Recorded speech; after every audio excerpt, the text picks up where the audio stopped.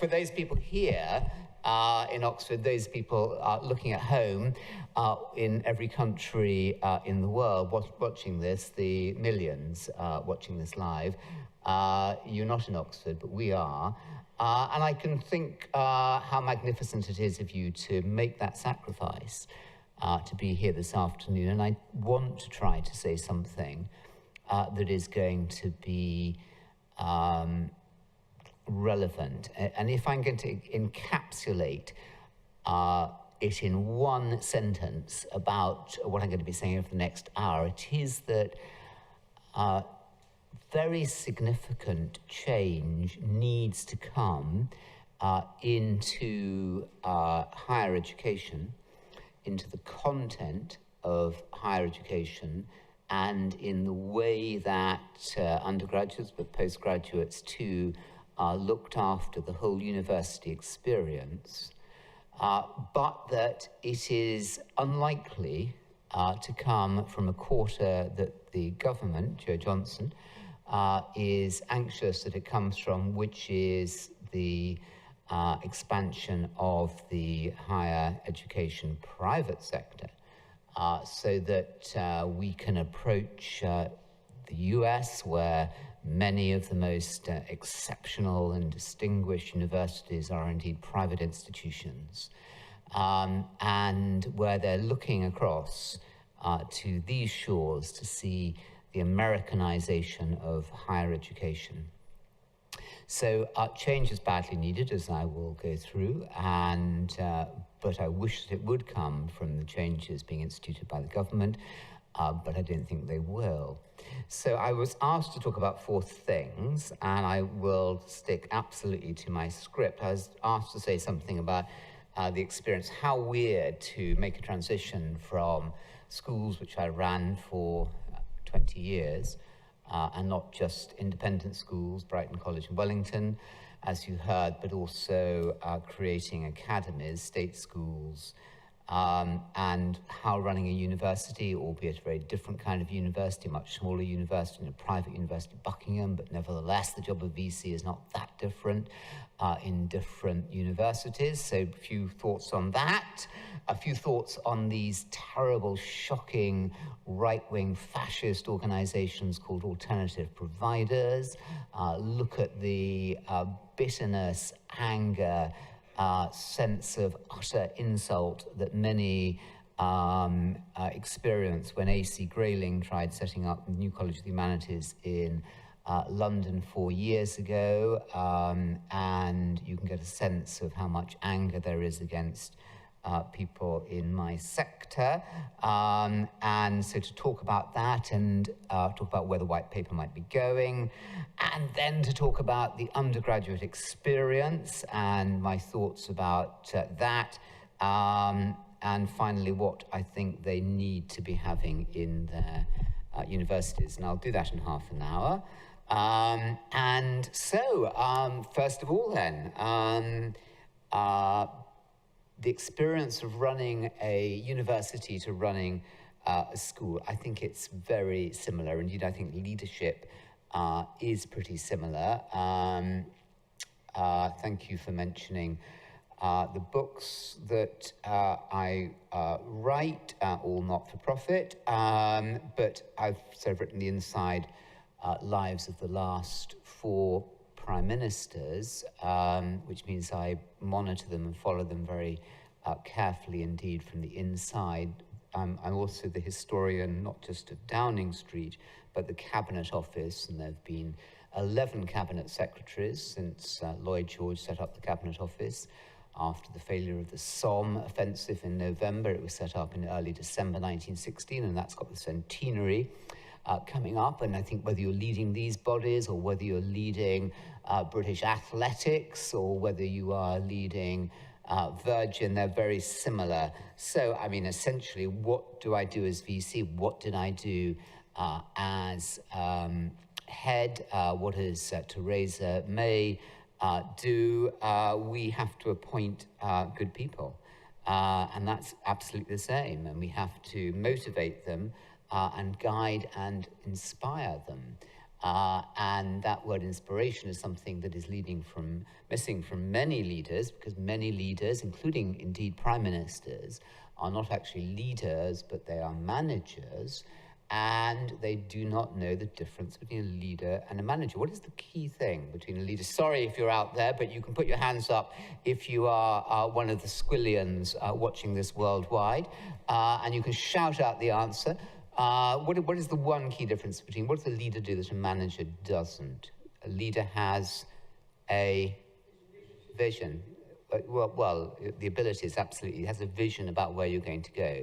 So a manager manages the status quo, manages the money, the resources, the staffing, the customers, and leaves the organization pretty much as they found it, although because they have some PR skills, will say that things are radically different, and indeed they will have trashed their predecessor and everything they did, but that's what managers do. A leader has a vision. A leader says we're here now. By the way, as you know, it's very hard to know where one is now running any organization, but we want to go there, and they define that, they communicate that, and they motivate people to get there, and they monitor people while they get there, and they refine that journey there. So in fact, they don't end up going there. They might end up going there or there, but it's pretty much in that direction. That's what leaders do. And so that is very much the same. And it's something that many leaders absolutely don't get. Recruitment, the marketing role is very much the same in a university, because we are not yet, oddly, the sensationally attractive university to undergraduates and postgraduates that I would like us to become. I have to spend a lot of my time thinking about how we're going to boost numbers. The cap coming off hasn't helped us a bit. I spent a lot of my time channeling the learning experience and thinking about the teaching and learning experience of students, as I did at school. I spent a lot of my time managing finance, property, governing bodies, and government regulations. Those are the things that I do, which are very similar. And I think that it would be good to see more people transferring between schools and universities. And when I wrote a publication for the Social Market Foundation earlier this year about teaching excellence, I sent out questionnaires and to 126 forms, and almost unanimously the heads of 6 forms came back and said that universities have very little interest in us whatsoever, bar one thing. What is the one thing that they are interested in? Getting the best students from them. They have very little interest in understanding what teaching is, what learning is, what people are studying in various programs, what the wider enrichment process is. I was shocked by that finding. What are the differences between running schools and universities? Well, there's even greater regulation in running universities, some of it absolutely necessary, some of it unhelpful and time-consuming and counterproductive.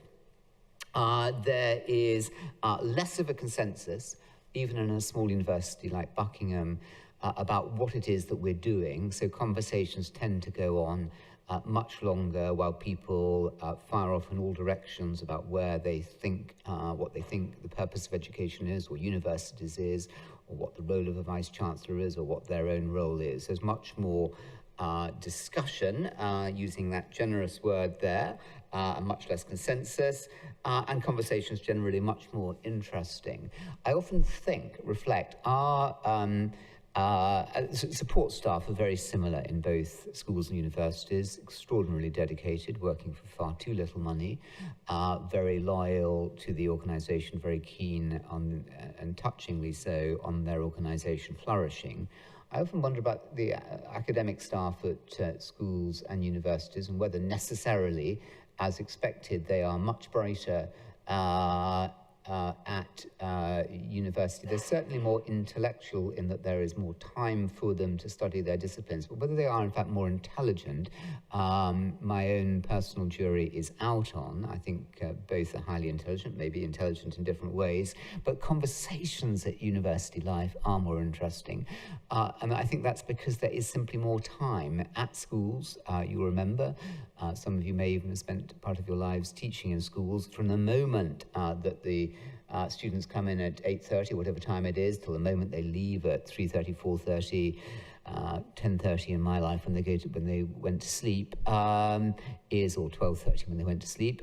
You are absolutely on the go, and much of the time is thinking about looking after them, keeping them safe, keeping them stimulated, and checking they're doing the right things. Whereas there is much more freedom at universities to generously share interesting conversations. I still miss those interdisciplinary conversations, which I wished happened more. Too many conversations at my university, maybe those that you know, or maybe not. Is that true of conversations? Historians talk to historians, economists talk to economists, engineers talk to engineers. There's not perhaps as much sharing, and when there are fascinating speakers who come into the university, they tend to be the academics who are interested in the particular field that the speaker is talking about, rather than that more general spirit of inquiry. But again, I think that time is a factor in that. So, task number one, tick, job done. Two alternative providers and the Experience University of Buckingham. So, very, very briefly, I didn't know this, maybe you did. Buckingham was founded 40 years ago this year by somebody from Oxford called Max Beloff, and it was Britain's first private university, and the thinking was Britain has a large independent sector, and America, and indeed other countries, have large independent sectors. Britain only had a public sector of education, which at the time was a lot more uniform than it is now. I think it's splendid, the extent of the diversity of provision in the publicly funded, to the extent that it is purely publicly funded independent university sector. There's far more diversity. But at the time, it was to provide that challenge and irritant, and it's set up in a number of areas, as expected, law and business, but also humanities and history of art, and archaeology and history and English and modern languages and economics, and various science fields as well. And it's been very hard work. I mean, what's it been like for 40 years? And one can see, can't one, that had the Experience of Buckingham been very easy, there would have been a lot more Buckinghams in the UK, and we would have had a position approaching more the United States, where the ground has been in the past very propitious for the founding and the development of private universities. It hasn't happened in Britain. It's been intense struggle. The university's been on its back foot, I would say, for most of the 40 years, despite magnificent efforts from the vice-chancellors and their staffs. Part of the problem was the fees that were charged up front. You have to pay the fees up front, and that was an obvious hurdle. One of the big breakthroughs was my predecessor started a medical school, the first private medical school in Britain, I'm told, since the Victorian times, and that is now one of our great pillars of strength underpinning the university, and I'd like to see that expand greatly. But what we have had in Britain is far less universities like Buckingham, which are private, but which are trying to do what the rest of the university sector is doing, providing a rich range of education programs at undergraduate and postgraduate level, way beyond the purely professional courses in law and accounting and business. Nothing wrong with that, and conducting a lot of research in very interesting areas, as Buckingham has done. That's what we do, and that conspicuously is not the area that has successfully expanded. There are universities, conspicuously New College of Humanities, which is a for-profit, but there are others like Regents in Regent's Park and Richmond University, which are not-for-profit, but we are very, very few. Where there has been, the expansion has been an often single subject for-profit institutions in areas such as law and such as business and accounting, where students join and they will get an intensive value-for-money training at prices cheaper than Buckingham can afford, and they will train people for careers. Question, is that university life? Is that what the life of a university is all about? And at Buckingham, we try to replicate the experience of great universities worldwide in the richness of the provision and in the commitment to the public good and to research. And now, what is Joe Johnson, the Universities Minister, trying to do in his white paper? Well, fundamentally, he's trying to put the consumer first. And by the way, and no doubt there'll be people in the audience, perhaps with very good reason on your side who'll disagree with me, but he is trying to, and I think it's a good thing, put the consumer, the undergraduate and postgraduate, back more in charge of the university, not at the expense of the providers of education, but indeed, if it's well done, it will enhance the experience of the providers of education. So one of the ways he's trying to do that is to expand the diversity of provision. So more alternative providers. Perhaps there'll be 100 rather than, I think it's 11 private providers at the moment, or 11 who pass a particular benchmark. There are more people generally in the higher education space, but there are 11 that look like universities. Expanding that to maybe 100, I've heard some people saying, or 1,000 private universities. Well, fine, but is it going to be for genuine universities like I hope that we are, or will it be for those single subject professional training universities, HEIs that are training people for professional qualifications and not being interested in the academic underpinning of those subjects? And obviously law, for example, has a very profound intellectual traditions underneath it, but focusing very much on applied rather than theoretical law, and often funded by hedge fund and banks wanting to make a substantial profit, return on investment, and is that going to be really in the interests of the student? Is it really going to give them more choice? How will that impact if we have colleges of law and colleges of accountancy and business in Oxford and Cambridge and Banbury and Bristol and Birmingham, and in every single university town? Will it have the effect of making students think that they can go to these places where it will be cheaper? Quite possibly they can get the degrees in 2 years, and it's something much more practical and work-focused. And if so, is there anything wrong with that? And so I think that's a debate, and if that happens, then will that have a negative impact on the law and the business departments of the traditional universities, which are highly profitable, which will then mean that they have to limit some of the more expensive courses that they are offering? In other words, might this lead to a diminution in the quality rather than expansion of the quality? So I'm worried about that. I'm much less worried about the focus on teaching. I'm just going to give you 5 very quick thoughts of my own about how I think teaching should be properly done. You didn't mention, but I know it was on the tip of your tongue to mention that for 2 years now, Buckingham has come top out of 127 universities for teaching quality. That doesn't mean to say that we couldn't do it a lot better. It does mean that naturally we're very proud of it, particularly at a time that we are very keen to have more students. But I think that it could be done so much better. 5 quick ways.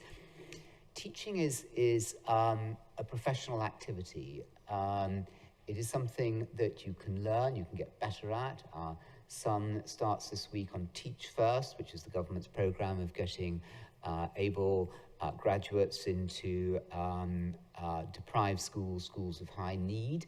No one would imagine that you can just Adam looks like a good bloke and talk well at the interview, and therefore he's a good chap and can go forward and start teaching. I mean, it's a little bit patronising to teachers to imagine that just because you're a great researcher or you the head of department thinks at university that you are an excellent person, that you know how to teach. Teaching requires, above all, humility. It requires a willingness to learn. It also requires an ability to learn how to project one's voice and to learn how to mark and all these other things which you know everything about. So I think it needs to be far more professionally and seriously treated and scored. So vice-chancellors come back at me very angry, and if they say that to my face, I can only imagine what they're saying behind my back. How dare I come forward and suggest that teaching at university isn't absolutely outstanding. They say, look at, my university's got, this on the NSS, National Student Survey. And I say, well, okay, but, actually Buckingham did way better than you did, and we could do way better learning how to teach, and we know that. And I think for you as your head, you are head of a higher education institute. You are not head of a higher, you are head of a higher education. Education implies a process of learning how to educate, how to teach. And you need, as the professional head, to be very serious in the same way that head teachers, and you'll know this from your children's schools, are primarily the leaders of teaching and learning in those institutions. Vice-chancellors, as the great leaders of some universities in this country and some abroad who've had the honesty to stand up and admit that teaching needs to be taken professionally and seriously in their institutions, and people need to learn from each other, whether it's lecturing or giving a seminar or learning how to mark and give feedback, or whether learning how to run practicals in laboratories. This is something that needs to be treated. So that was a big conclusion. Many of my vice-chancellors don't agree with me. Secondly, much more needs to be learnt from schools. Again, a bit of humility from the higher education sector, a bit more from those elements of the higher education sector that are not willing to learn from schools. Many are. I think student opinion is very important. I mean, can I just show hands here? How many of you think, for looking back at your time at university, you knew who the good teachers were? Hands up, who thought you knew who they were? Okay. Most of you did. I think students know. I think that even young students, as young as 11, know who the good teachers are. They might not know why, but the good teachers are the one who engage them. Who make the subject interesting and help them to learn. And so as a head, I use student feedback enormously and encourage staff to use student feedback. This doesn't undermine the teacher patronizingly. I'm told at university this means that it's going to encourage the teachers who come out well are the ones who give good marks. I mean, get real. I mean, grow up, for goodness sake. It doesn't happen at school, and these are, if you treat your students seriously, they will give very serious feedback from which every teacher can learn. But I put in the pamphlet that much more needs to be done to teach the students what to be looking for, the ingredients of great lecturing. What is a great lecture like? What is a great seminar like? What is a great tutorial like? What's a great lab supervision like? And so that they can then see and they can grade people rather than at the moment just a much more bland NSS. So I think training for all, and I think the link to research is very important. I do believe that if all academics taught well, they would become much better researchers. Why? Because research is about communicating the frontiers of knowledge to others who do not have the insights that you have, and how better to do that and how better to ground that in reality than to be talking about the research and communicating it with students. So I think those things, I worry much more about the second aspect, which are the private providers part of the white paper. So then third area is, what do undergraduates want? Well, I was writing these thoughts at just earlier, looking out on where 40 years ago I had come out from my final exam paper. I studied something which I was told was going to be the finest, we're all told these things, aren't we? The finest subject you can study, PPE, at Oxford, and I would give it half out of 10. I mean, I thought it was quite extraordinarily poor, unevenly taught, some great teachers. I think my economics teacher at one stage, a politics teacher at one stage, not any philosophy teachers. Very unevenly taught, very little monitoring of what good teaching was, no asking us for feedback. I do remember going and talking to a senior tutor about how dreadful some of them were and how we weren't learning and how no one seemed to be interested in our thoughts about it. And maybe these people could learn if they talked to us about it. That happened. I think that was a black mark against me for doing that. But it was much more the content. I was so interested in philosophy when I came up here, and my interest in philosophy was squashed for about 20, 25 years, because rather than understanding what philosophy is about, we learned what the academics were thought philosophy was through the eyes of some unbelievably tedious, boring, I thought they were boring at the time. 40 years on, I know that these people are very boring philosophers, still considered to be great. It was economics. I wanted to understand how the economy worked, how businesses operate, how the international economy learned. I learned almost nothing.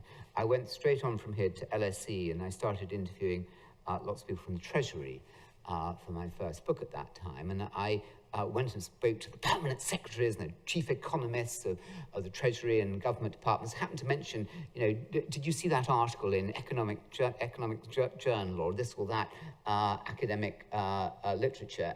And they laughed. And they said, no, we haven't read any of that guff since we left university. The economy bears very little relationship. I then went and wrote a book about a big company, multinational company, and again, the chief economist, there seemed to be no relationship between what I'd studied and what I was told economics was and the real world that they lived in. And I think we were hard done by. And politics again, and politics, so many of these subjects, sociology too, academics are too often producer-driven without fully acknowledging it or accepting it, and they do find it insulting when I say this. They're much more interested in the internal discussions with each other rather than sociologists describing what's happening in society, economists, the real economy, political science, the real world of politics. Often they don't want to talk to politicians and interview them because it can be very muzzy and confusing to the theories that they're constructing, and so on. So I very much producer-driven. So, what's the reality? So overall, poorly taught, unevenly taught, very producer-driven, little sense of what consumers, students wanted to or needed to hear, and no responsibility for the well-being of students. What do I find today? I find poor teaching very uneven, very producer-driven, little or no interest in what consumers are wanting, and very little responsibility for student welfare. So not a lot of change over 40 years. There are many university departments that are doing an extraordinary job, but part of the problem, as I see, is that we know too little about where the excellence is, and therefore it's hard to know who to emulate, who to copy. In my own field, I set up an institute with Peter Hennessy, Lord Hennessy, called the Institute of Contemporary British History, because we were so fed up with academic historians and political science not telling people about what was really happening, or historians in the recent past and what's happening today. I set up another institute called, with Lord Layard of LSE, and Jeff Mulgan, called Action for Happiness, to try and get systematic well-being into universities and schools. So what do I think we need? Well, in brief, 3 minutes left? Okay, well, I think that I've got a great respect for the trivium.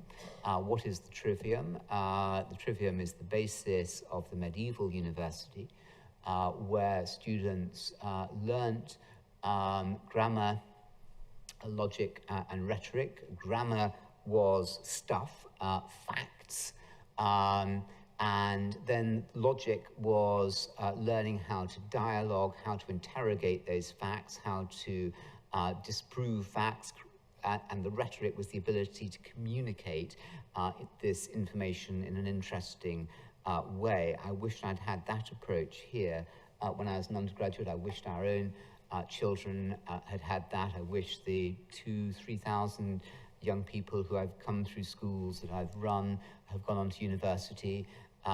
They will often say they had great times at university, far more often, and they value much about it. They'll often say they've had some great teaching. They'll often say that it could have been a much better experience, and they'll often say that the universities didn't seem very interested in asking us why and how we could make things better. So I would, what would I do? I would redesign courses very much in the areas I'm talking about. Economics, so it's grounded in understanding the real world, and less in what university academics think is interesting, what they need to get further career advancement in terms of their own research and what great economists have said in the past. Sometimes interesting, often not. I think sociology needs to align much better to society. I mean, look at the social problems we have and how little sociology has prepared us to understand the depths of what's happening in society. Look at how little we understand political structures or what works well, and whether devolution to regions works well, and how that can work effectively. Politicians can therefore come in and they can say anything they like and do in education. We hear a lot about evidence-driven policy, but it's often very far from evidence-driven. It's highly selectively chosen. And I would also very much ensure, last point, is I would look at the work of David Deming, amongst many others. Who's David Deming? Professor of Economics and Education at the Graduate School of Education at Harvard. He, just to give you one piece of evidence that he quotes, you'll know this, I'm sure, Fry and Osborne, that's F-R-E-Y, and Osborne in 2013, found that by 2030, which is not that far away, 48% of current US employment is at high risk of redundancy because of the work being replaced by computers and algorithms. So what and where should we be focusing our attention in universities and schools? Well, he says, David Deming, you can hear more about it at the Festival of Higher Education next Thursday and Friday. He says that it should be in the very things that schools and universities are not teaching, which is the social skills, the character skills, the patronizingly called soft skills of creativity, entrepreneurship, communication, grit, resolution, and public speaking, running groups, empathy. The very things that schools and universities are not teaching are those which, even in a highly more algorithmic society and economy that we will experience in our working lives, we can prepare people much better. So I'll finish where I began by saying I think profound change is needed. For all that there is much that is excellent at British universities and the university sector, which rightly is the best or second best in the world, but that very risk of complacency, who is going to be making the changes? I don't think, sadly, it's going to come from the alternative providers. The producers themselves either think there is no problem at all and get angry when it's suggested that change is needed. That's always a worrying sign when people respond with anger. Where there is profound change that's needed in the student experience, where many students are having a rotten time at university with their mental health. As we know, it's reaching epidemic proportions. Universities can and should be doing much more in that area, in giving them programs of study in subjects which are relevant as opposed to being driven by the producer interest of what the academics are interested in. Let's think about the students and what they should be interested in, what they need, and by the future job market. So that's the argument. You might not like it, but I hope it was clear.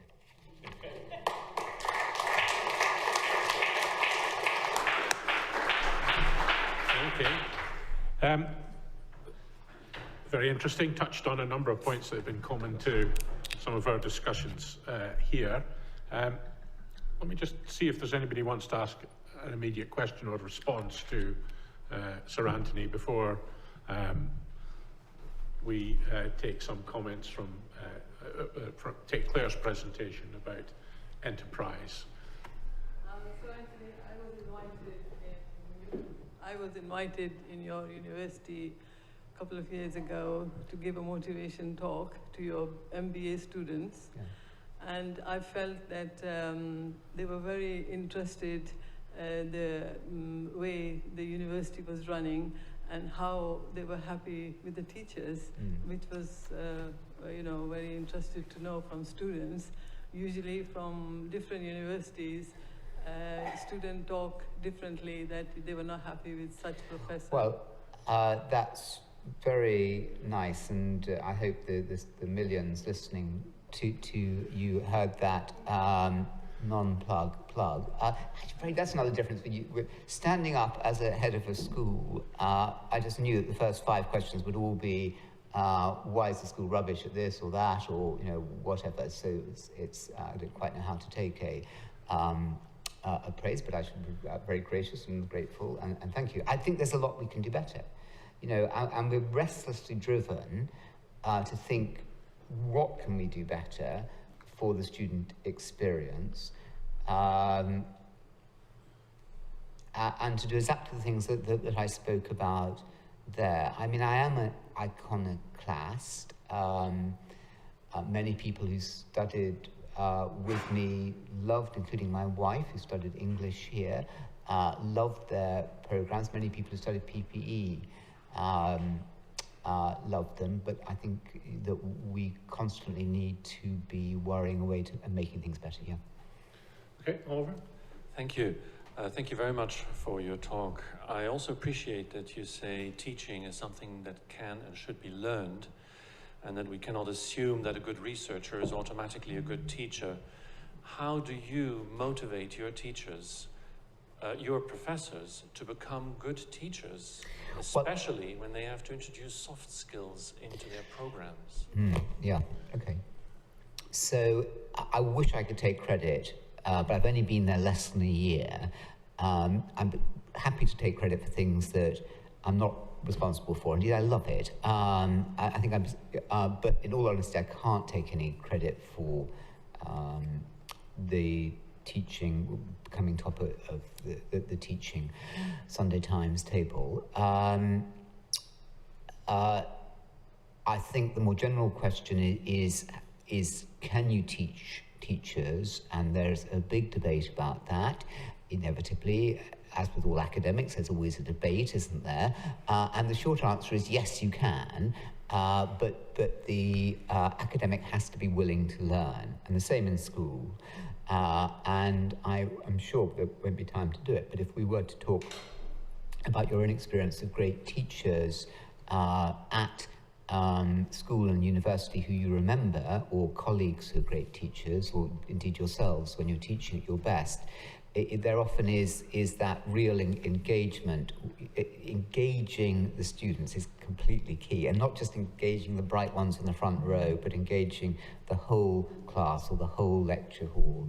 And to do that does require humility. It isn't just coming in and thinking I'm bloody marvellous and I'm, just won this prize at literary prize or research grant, and people are very lucky to hear what I'm about to say. It's thinking, who are these people in front of me, and what do they need to learn? How can I put this material across at a level and in a way that will engage them and involve them in thinking through, so great teachers don't tell the answer, they allow the student to reach that answer themselves. So they're constantly posing questions so that the student will be learning actively. I mean, those are just some of the ingredients, I believe, of great teaching that can be learnt by anybody who's willing to learn, apart from the person who thinks that they either know it all or is unwilling to learn.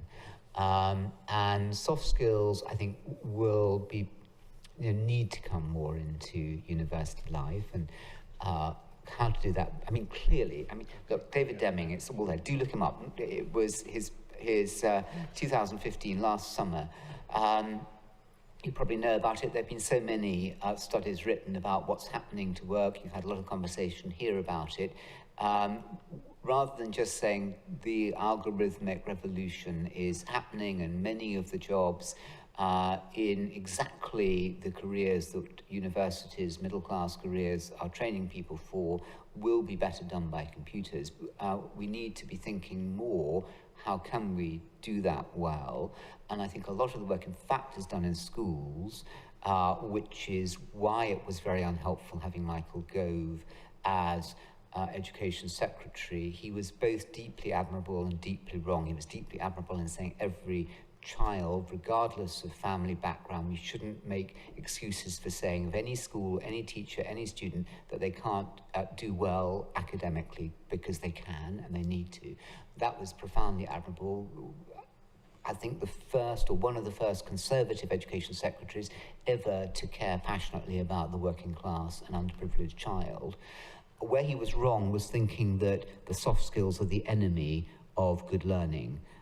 In fact, if you look after the well-being of students, if you have students who in front of you who are well-nourished and calm, they learn much better than if they're agitated and restless. So I think much more work needs to be done. The Jubilee Centre of Character and Virtues at the University of Birmingham is outstanding in this area and has done so much work about how we can best and most effectively teach soft skills. Harder at university, and I think more of it has to happen outside the classroom, the seminar room, the lecture theatre. But it's about building capacity. It's not about infantilizing young people. It's about helping them to be free so that they're not having to lead their lives dependent upon drugs, prescription drugs, or illegal drugs, or alcohol, or abusing the opposite sex or other people to get their thrills in life. It's helping people to become contented in their own skin and capable of transcending difficulty that this whole well-being is about. So I think the foundations have to take place both in the family and at home, and I think there are things that universities can do, but if it isn't done by 18, it's pretty hard.